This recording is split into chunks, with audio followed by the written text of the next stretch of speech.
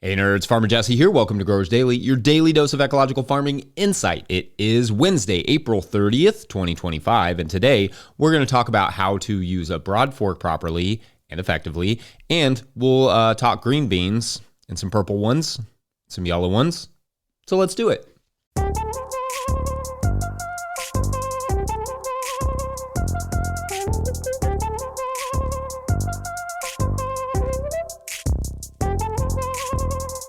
All right, well, happy Wednesday, everyone. Not a ton to report on my end, honestly, but I will say that my BCS tractor started acting funny yesterday while I was mowing a bed of lettuce and spinach, which is always my favorite thing to happen at the very beginning of the season. So I'm going to have some carrots soon, though, which will make everything better. Anyway, today I want to talk green beans, and we don't grow green beans like we used to, and especially not as a market item, but I love me some green beans, and there are some ways to make them relatively profitable or at least slightly easier to grow. So I will talk about bush beans in the first segment and then pole beans in the third segment, along with some harvesting and marketing stuff along the way. What I'm not really going to talk about today is dry beans or shelling beans like edamame. I mean, unless you just stop picking the green beans, then dry beans will be the result. But yes, we can save those for another time. I do the show every day, so we get plenty of opportunities. All right, so obviously pole beans are varieties that need support, and bush beans are varieties that do not, or at least not much. Most fresh beans are called snap beans, and although most beans used to have like a string, hence string beans, many do not anymore. That said, snap beans refer to those with and without strings, which I agree is kind of confusing. The string is that fibrous thread that isn't particularly edible and is generally removed before cooking. It's no small amount of work, and anyone with a grandparent who liked to cook can attest for the hours and hours you spent stringing them for your grandparents. There is also another category called filet beans, like the French haricots verts, which are delicious and tender, but require picking every 2 days or so versus every 5 or so for most bush beans. The varieties you choose will be up to your goals and market, but choose wisely. Now, for us, I may disappoint you a little bit with my favorite bush varieties because mine are those that are easy to pick and taste delicious. Specifically, I like the large Roma style beans that fill up a pound really quickly, and I like the Royal Burgundy beans that are purple and really easy to find and shell. Though I do make sure to warn customers that the purple ones will turn green when they cook. I also like to grow just a few feet of filet beans, those haricots verts style, just to have a handful of those in a meal, like basically every day that they're in season, because they are really a treat. And I love me some good old style, French haricots verts. You all can feel free to give us your favorite bush or pole bean varieties in the comments, of course, as always. One we get asked about the most here in Kentucky is the half runner beans for canning, but we don't grow them because mostly people want them at a price we would never be able to sell, and they are better canned than fresh, in my opinion. Beans are already not super profitable given the amount of time they take to harvest. So with the varieties I select, I like to select those that, like the large Roma or the purple, that are unique and I can charge a fair price for them, and also they're easy to find when you're harvesting. We found the regular old green bean for $7 a pound is not super easy to sell, especially when you can get organic prepped and cooked green beans at Whole Foods for like $5 a pound right now. Anyway, we have started green beans in trays to beat the season before, but directly seeding them is generally the way to go, just putting them straight into the soil. Beans should be seeded when the temperature outside is warmed a bit, say like that 60 or so degrees Fahrenheit on average, or 16 degrees Celsius. If you do want to sow them earlier to try and beat the season, sow slightly denser than the typical recommendations and cover with a row cover or something. That will help trap in some of that heat. The reason being that germination may be low if the soil is cool, so that's why you'd want to put them in denser. Also, before sowing, you can consider inoculating the beans with commercial rhizobia. They sell these at like Johnny's or wherever you're buying your beans, most likely. This is the bacteria that legumes collaborate with in their root nodules to fix nitrogen. This may also help increase yield, so it's not the worst idea. I also find it doesn't hurt in terms of germination to pre-soak the beans overnight in a warm area in a compost extract, and then let them dry for a little bit before sowing them, called seed priming. Now, every seed is going to be a little different, but generally you want to account for 2 rows on either side of a 30-inch bed, 75-centimeter bed, or one right down the middle if you don't need that many beans. Then plan for landing a bean every 2 to 4 inches, so that'd be like 5 to 10 centimeters.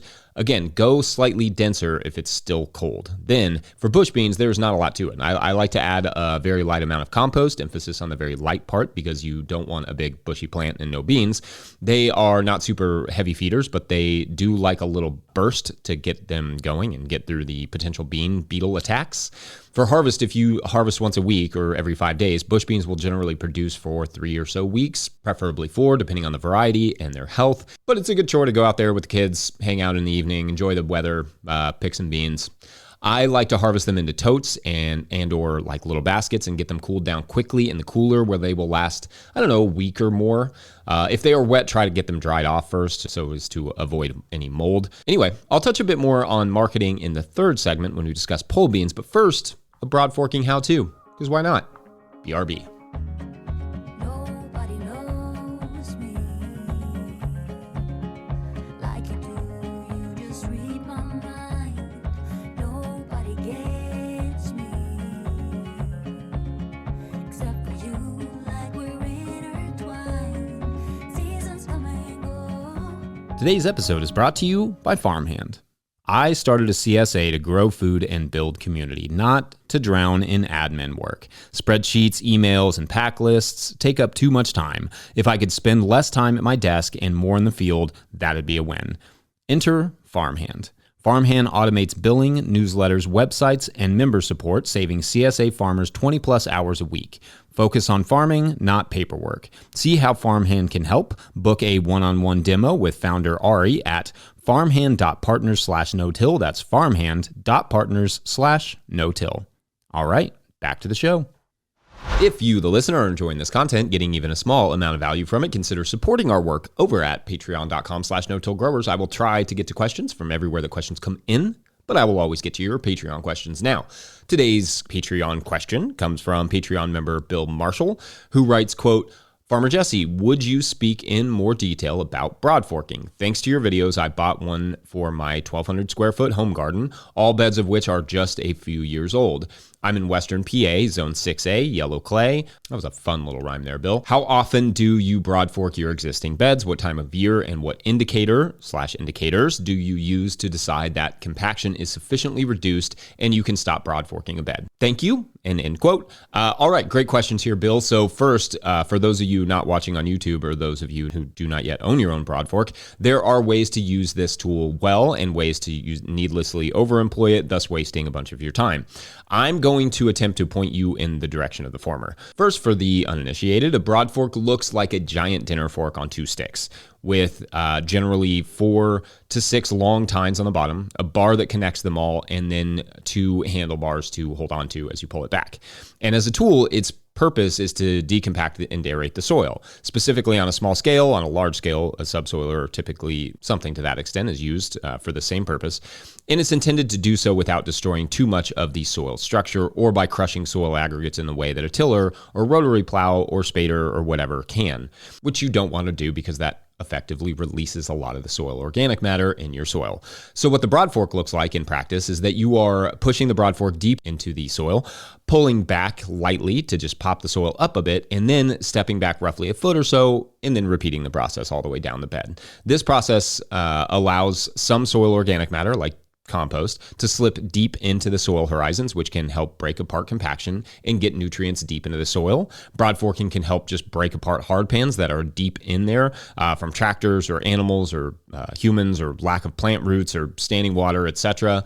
Will it break apart some good guy fungal hyphae in the process? Sure, but it won't pulverize the soil, and ultimately, if you do it right, it will lead to healthier soil. And as I often say, it's a tool that should, if used right, put itself out of business on your farm, make itself effectively obsolete. So how do I use it? Well, and remember, I'm on heavy clay. In the spring, as I get a bed ready to plant, I use a piece of rebar to push it into the soil to see if that particular bed is compacted. If the rebar slides smoothly into the soil down to about 14 to 18 or so inches, that bed is good to go. No more need to broadfork. If it does not go that deep, or at least not with ease of me just pushing my body weight down on the rebar, then I broadfork. Before I do, most of the time I will add a little compost to the surface so that as I broadfork, the compost will drop down into the cracks. Typically, this broadforking is done in the spring. but kind of in those mildly drier spells, which we have not had a ton of this year. But you want to do it when the soil is not so wet that it's mucky or that the Broadfork just slides through, like trying to Broadfork a thick milkshake. Now, once a year is generally fine. In really compacted soils, maybe twice that first year, once between each of the first two crops in that bed. That won't be a bad idea. Then just as needed from then on. I will say I found a couple of spots in our garden this year that were mostly fine last year, but seemed a little more compacted this year, or at least that's what it felt like. Why were they suddenly compacted again? I'm honestly not sure, though. The hard ice freeze we had in January killed some of the cover crops I'd planted there, or I'd planned to have there. So maybe that was had something to do with it, or perhaps I've changed my tolerance for compaction, or maybe I just didn't grow enough crops in those areas last year. Also, you cannot check for compaction in clay when the soil is too wet because it will give you a false reading because it's easier to poke through wet clay than moist clay with rebar. So the moisture last year may have had something to do with it. Hard to say. But I checked those spots like normal and Broadforked them in hopes that I won't have to do that again, or at least not for a while. Like everything in farming, just don't go at it dogmatically. Like, this is what I want my soil practices to be, and so I'm not going to do X and I am going to do Y or whatever. Instead, just ask the soil what it needs at that moment and give it that, which may indeed be a Broadforking. Bill also asked about indicators, and beyond compaction, just crop performance, especially cover crops, because they can be great indicators of poor soil health. If they're short and or yellow and not vigorous, that makes me think that bed could use a little assistance from the Broadfork for the subsequent crop, at least, and if not, maybe some compost or something for nitrogen. I have also Broadforked the cover crops in situ, like Broadfork them when they are a few inches tall, but haven't yet noticed or recorded any meaningful changes from that. Anyway, I hope that helps a bit. Otherwise, we're going to take a quick break, and when we come back, we'll get back to beans. Pole beans, though. Be right back. Today's episode is also brought to you by FarmRaise. Still using QuickBooks for your farm's bookkeeping? You're wasting time and losing money. Farm finances can be overwhelming, but they don't have to be. FarmRaise Tracks is the all-in-one tool built just for farmers. Manage expenses, prep for taxes, run payroll, and plan for the future without spreadsheets or stress. Just clear, organized insights to keep your operation thriving. Thousands of farmers trust Tracks to make smart financial decisions all year long. It's time you did too. Use code NOTIL20, that's all caps, no spaces, NOTIL20 for 20% off the life of your membership at farmraise.com. All right, back to the show. All right, and so in segment 1, we discussed bush beans, but in segment 3, we'll talk pole beans because there are a few key differences, not only in how you plant them, but obviously in the whole trellising thing and in the varieties. To be sure, there are a ton of good pole bean varieties out there, and one of my favorite things about the rural parts of Kentucky is how many areas and families have their own pole bean varieties. Most of those beans are intended for dry beans, but they almost all make good fresh or green beans too, some just being stringier than others.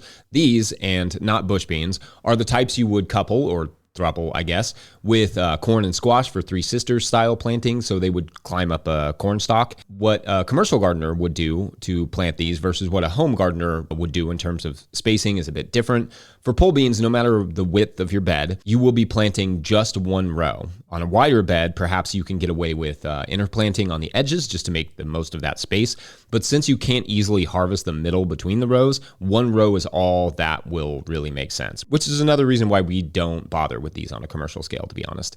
And you will want 4 or so feet between each of the rows. But anyway, so about 4 seeds per foot, or place about 3 seeds every 8 or so inches in the row, having soaked them in a compost tea and inoculated them if you were going to do that. For trellising, we have used quite a few things, actually. We've used bamboo poles on a large scale before when we were apprenticing on our apprentice farm, Bug Tussle. But that was a lot of work, though it was admittedly beautiful looking. I'm just like a gorgeous little architectural thing, which if you're watching on YouTube, you can kind of see it. I generally prefer to just pound 8-foot tall posts, T-posts in the ground every 12 or so feet, and then run a string between the posts a few inches off the ground, adding a new line every week until they are at the top of the trellis.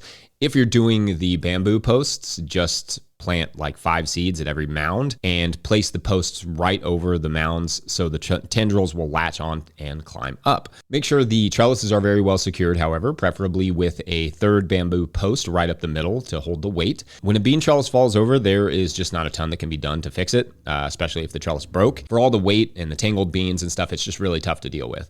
Next, wait until you start seeing beans, obviously, but you could be harvesting these bad boys for months, as in the right situation, they will be highly productive. And the nice thing is that at least after the initial harvest, all the harvesting can be done standing up, which versus bush beans, which must be done from the ground, or you cut the plant and you do it right in the shade, which I will do sometimes with edamame.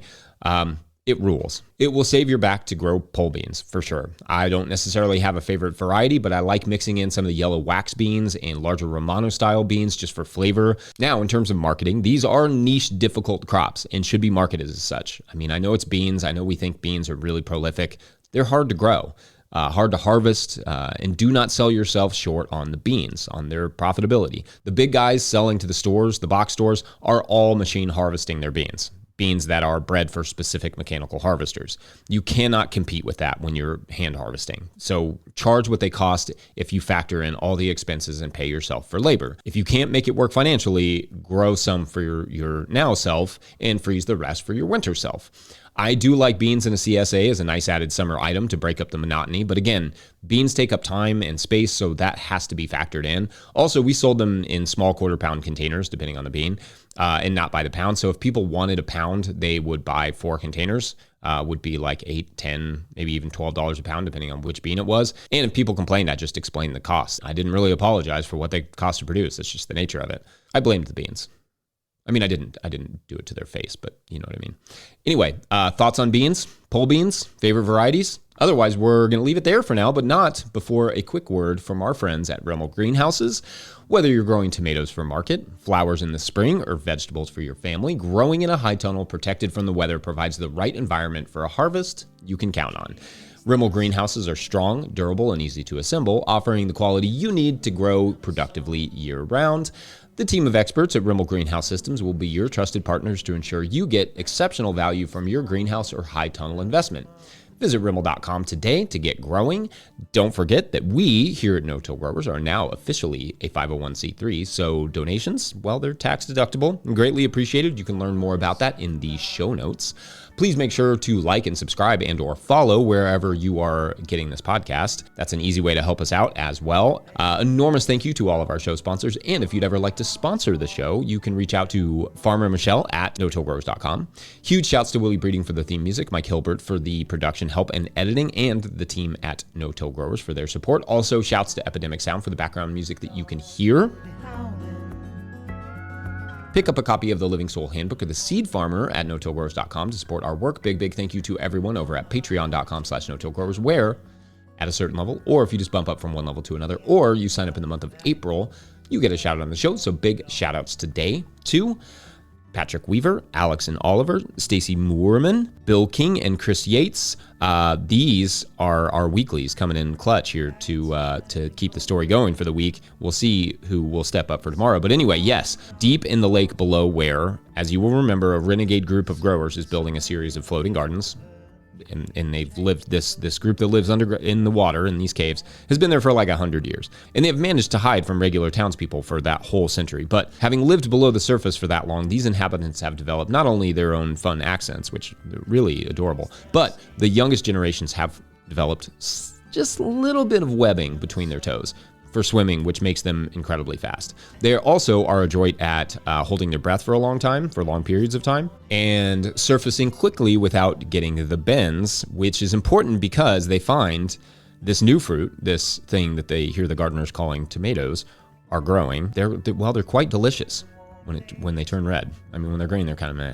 They're okay on a sandwich when you fry them, but they're delicious, that is, so long as you don't get caught. So that's tomorrow on the Thieves of Garden Island, previously known as the Mariners. Yep. All right. See you tomorrow for Thursday. It'll be awesome. Bye.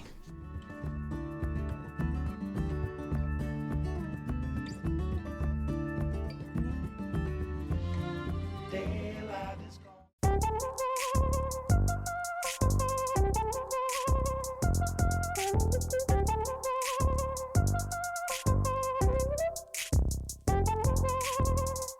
Some matches are temporary, but your privacy shouldn't be. With Line 2, you get a second phone line just for dating. No need to share your personal number until you're ready. You can chat, text, and even block numbers, all while keeping things fun and private. It's perfect for online dating, blind dates, or just keeping things light. When you're ready to move on, Line 2 lets you cut ties without any drama. Dating should be fun and carefree. Line 2 keeps it that way. Ready to date on your terms? Visit line2.com/audio or download Line 2 in the App Store today.